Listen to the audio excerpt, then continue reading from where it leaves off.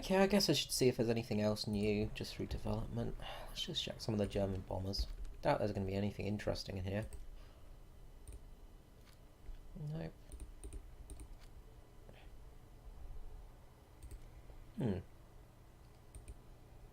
That's odd. Nothing. I don't see anything new in here.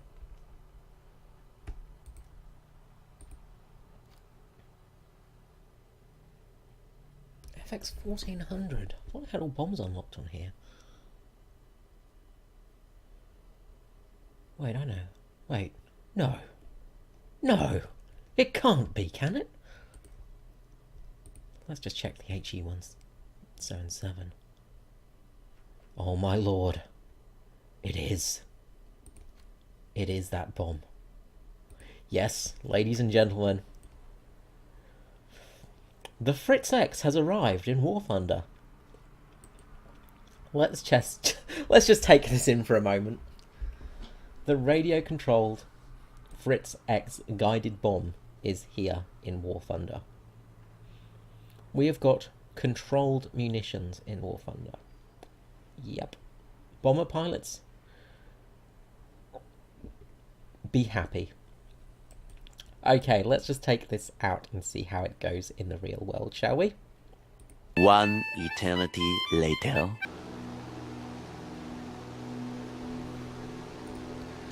And welcome back! Yes, we are back at last. Okay, so you join me in the HE177. And we are currently climbing, because the Fritz X was designed for dropping from as low as 13,000 feet to 18,000 feet. It was necessary for it to have at least about 5 kilometers of droppage to work correctly. And this may be one of the flaws of it in-game, at least for tanks. Bear in mind what's coming. I've got a feeling Germany might be the most deadly CAS for naval battles with this weapon. Now, they lack torpedoes, but this is going to be a game changer. Because the whole idea of this weapon was to be dropped out of range of AAA, basically. And at this altitude, you're out of range of many AAAs. Especially low caliber ones. Sorry, not low. Yeah, small caliber ones, that's one. Of course, some of the bigger guns will, of course, be a problem still. But small caliber arms are not going to be as effective. So, we are currently cruising at the preferred altitude in a couple of seconds for the drop of this bomb. Now, the Fritz X was a development on the PC 1400, the Panzersprechbomb Seindirich. Terrible pronunciation there, I know. Do forgive me. Which was a 1,400 kilogram armor-piercing high-explosive bomb, itself bearing the nickname Fritz. It was a penetration weapon intended for basically battleships and heavy cruisers. The Luftwaffe really recognised the issues of a standard bomb by the time of the Spanish Civil War, so development went on towards a bomb that could be guided with remote control. Experimentation with remote control had been sort of ongoing since about 1938, with remote controlled free-falling bombs around about the 250 kilogram mark. The Fritz X was pretty much the pinnacle of this design. It was guided by the Karl Straubberg radio control unit and had rockets on board.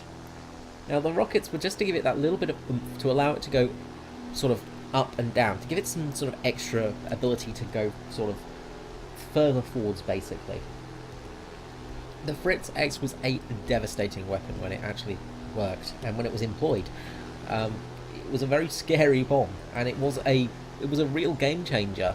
This was the first laser guided bomb, so to say. This was the first bomb that you could actually control yourself. This was the first bomb that wasn't just fire and forget. This was a bomb that you actually could guide to a target.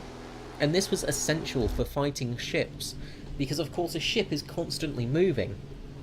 Now if you've ever played bombers in War Thunder, you know how hard it is to drop bombs on ships. This is going to mean that you can actually accurately drop a bomb on a ship. Of course it is going to rely on player skill. So we've got a vehicle coming up here. Now we're going to drop a little bit off centre. Now I don't know how well this is going to go, but we'll see how we do. We're going to drop right about here. So let's see if we can control this bomb down. So we're trying to go forwards, so I think we've got the right motion. Let's just look. Yep, we seem to be going forwards. Definitely going forwards. We need to go left a little bit. Now we might have dropped a bit too soon there. You can see the Fritz X is coming down. And that was a little bit too soon there for the bomb. So it's not going to be a huge range of movement, but it is going to allow you to get that little bit in there. Now we're going to drop another one here, and we're going to actually watch it with the controls. So as you can see here, we've just got to get it stabilized a little bit. So we're going to start going up, down, left, right, and then up again. And as you can see, we just get that bit of movement with this bomb. It's just going to allow us to get that little bit closer to our target, so we can accurately get a bomb drop. Now, as I said, this is vital from this altitude, because it's the only way we can actually get it on target. Now, I think they do need to do a little bit of work still. It seems to be dropping a little bit flat still. From what I recall with the Fritz X, it did get a little bit more lift, basically, and it's not getting that lift that it needs. So it is going down a little bit too quickly. But it is working. Now we're going to turn here, and we're going to try and drop on a target and get it on target this time. I don't know if we're going to drop on that vehicle. It might be a little bit close. Should be okay though. Let's just see how we're doing. Yep, we're okay. Alright. So we're going to drop a little bit closer to our target range here, and hopefully get it directly on point. So we'll see how well this goes. Now, it's not a complete instant win, this bomb. It's not 100% accurate. It still has problems. It still had teething issues. But this was revolutionary at the time. Now, this bomb is a relatively big bomb as well. It's 1,400 kilos, I think.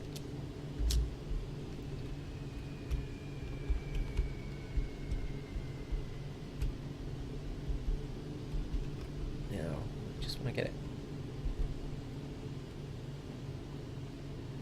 on this point. See how we're doing. Okay. It's looking good, looking good, looking good, looking good, looking good. Seem to be on target. We should hopefully be right on top of it. Beautiful. As you can see there, that is how accurate this bomb is. Oh boy, this thing's going to be fun to play with. Oh boy. So yeah, the problem with this bomb is going to be for high altitude drops. As I say, for low altitude, it doesn't have enough time to work correctly. So if you're dropping at low altitude, you're not going to have a chance to actually drop it correctly, because it's just going to be... it's not going to have enough time to drop, basically. I'll just drop altitude a fair bit here. It has to get past that initial wiggling stage, and that might be why the bomb wasn't quite working as intended for me just then. Try not to overload the wings too much. So we'll drop it at this altitude, and we'll watch the bomb from on board this time. So, as you see, we're dropping horizontally at the moment. If we try and get this up before we nosedive too much, we might be able to get a little bit more range. But as you see, it starts to get nose heavy now, and the bomb's just getting into the control range now, basically. And that means that we don't have as long a time to control it. We can still accurately guide it, but we can't get it as accurate as possible. Let's just try for this bridge here. Again, bridges are hard targets to hit in War Thunder. So, we want to try and keep it on target. And we probably want to get it center of mass.